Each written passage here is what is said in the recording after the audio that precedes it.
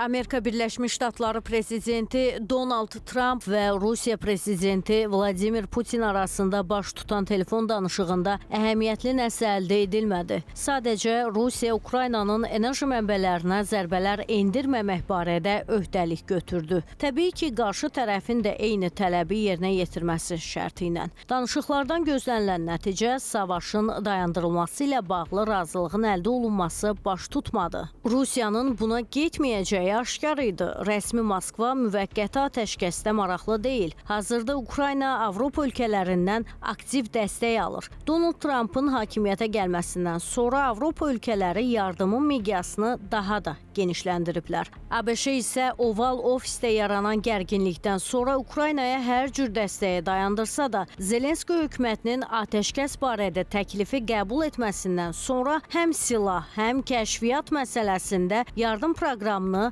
bərpa etdi. Ukrayna eyni zamanda son zamanlar Çinlə əlaqələrini sürətli şəkildə genişləndirir. Düzdür, rəsmi Pekin Moskva ilə münasibətləri genişləndirəcək bir davranış sərgiləməz. Ancaq hər halda Çin hökuməti Ukraynanın ərazi bütövlüyünü dəstəklədiyini dəfələrlə bəyan eləyib. Bu, Rusiyanı ehtiyatlı olmağa vadar eləyir. Çünki açıq və ya gizli təchizatla Ukrayna ordusunun gücləndirilməsi ehtimalı var. Eyni zamanda atəşkəsin imzalanması Rusiya daxilində də müəyyən müzakirələrə yol aça bilər. Moskva məsələni qalibiyyəti elan edərək bitirmək istəyir. Enerji infrastrukturuna zərbələrin endirilməməsi barədə razılığa gəlinməsi hər iki tərəfə sərf eləyir. Rusiya müharibə başladığı andan Ukraynanın enerji sektoruna zərbələr endirib. Bu ölkədə ciddi enerji kəsintilərinə və çox güclü iqtisadi çətinliklərə səbəb olurdu. Ukrayna ordusu da eyni qaydada son zamanlar Həştərxan vilayətini hədəf götürmüşdü. Xəzərin şimalında yerləşən Həştərxan vilayəti Rusiyanın əsas neft və qaz yataqlarının yerləşdiyi regionların